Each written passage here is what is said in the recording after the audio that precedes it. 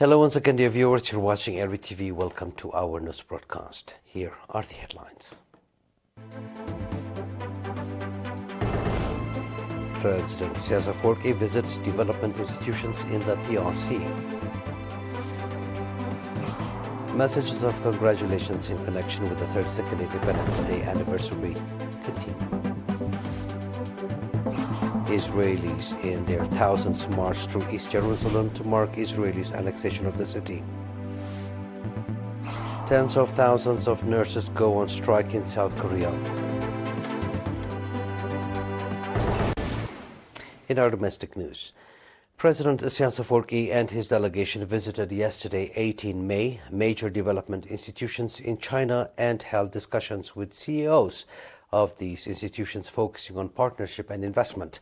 The major development corporations that President Isaias and his delegation visited include Dongfan Electric Corporation, Chengdu Feng Biotechnology Company, Beijiang Irrigation Projects, and Shudao Investment Group, and discussed on the potential and tangible prospects in the short term for investments anchored on value addition.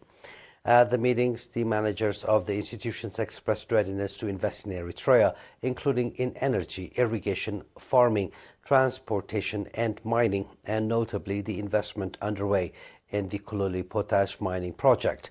President Isaias, on his part, commended the warm reception accorded to him and his delegation and underlined his expectations that the institutions will invest in Eritrea as soon as possible. President Isaias Afwerki returned home in the afternoon hours today, 19 May, concluding a 4-day productive state visit to the People's Republic of China. Eritrea and China will mark 30th anniversary of their formal diplomatic ties on 24 May.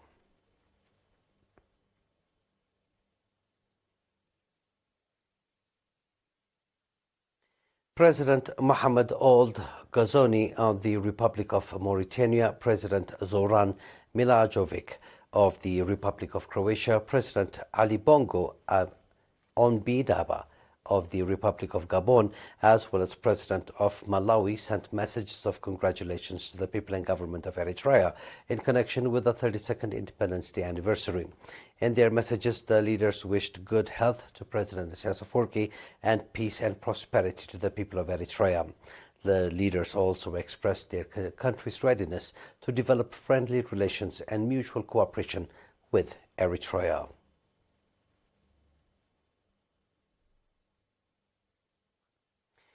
Eritrean delegation comprising Ms.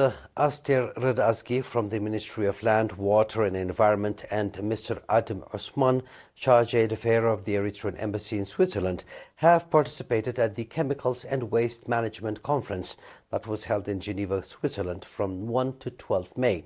The conference that incorporated the Stockholm, Rotterdam and Basel conventions was held under the theme Accelerating Action, Targets for the Sound Management of Chemicals and Waste. The conference reviewed and adopted the 4 technical guidelines for elimination of the 3 identified chemicals that are determined as posing serious concerns to human health and the environment, as well as to develop the 4 technical guidelines for the development of environmentally sound chemical and waste management. The Eritrean delegation in its deliberation expressed that Eritrea has been working and continues to work to ensure proper management of hazardous chemicals and waste at national level. Basel Convention is a convention to control transboundary movements of wastes. Rotterdam Convention is legally binding and convention to share responsibility and corporate to safely manage chemicals in international trade, and Stockholm Convention is global treaty to protect human health and the environment from chemicals that remain intact in the environment for long periods of time.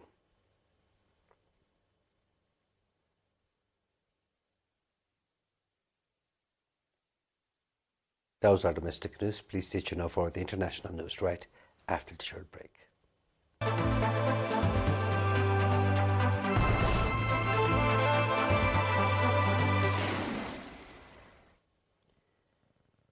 Tens of thousands of Israeli nationalists marched through East Jerusalem's Old City yesterday to mark the Israelis' annexation of East Jerusalem.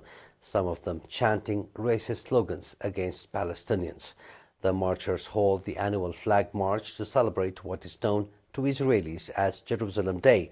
Israel gained control of Jerusalem during the 1967 war and annexed it shortly afterwards, a move that has not been recognized by most of the international community.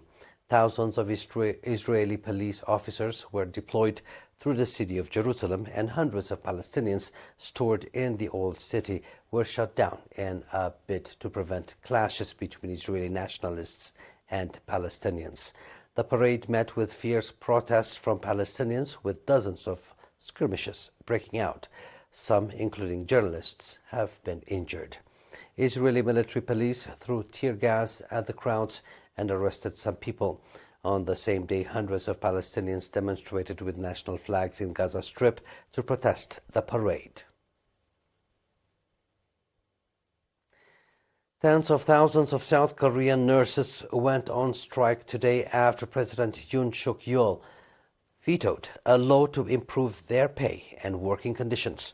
The bill passed by the opposition-led parliament last month, prompting protests from doctors and nursing assistants who said the new law would open the door for nurses to provide treatment without a medical license. Nurses say that the doctors' claim is groundless and that the country needs more care centers to cope with the rapidly aging population. In vetoing the bill, Yoon said that the new law causes extensive conflict among medical workers and that nursing practices outside medical institutions would cause public anxiety over the healthcare system. The Korean Nurses Association, which led the walkout, strongly denounced Yoon, saying he abandoned his promise as a presidential candidate to improve nurses' working condition.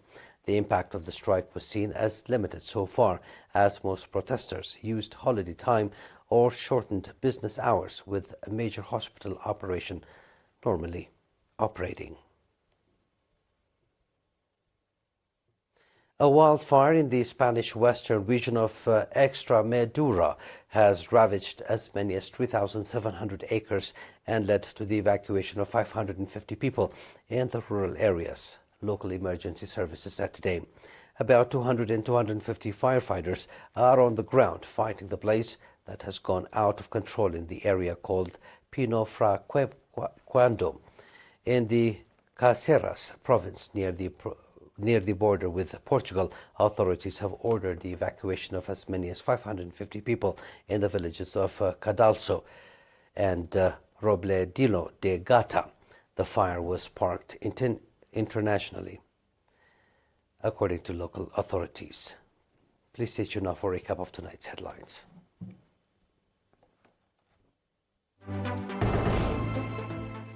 President Sias visits development institutions in the PRC.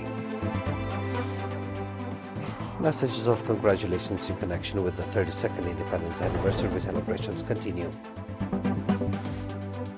Israelis in their thousands marched through East Jerusalem to mark Israeli annexation of the city.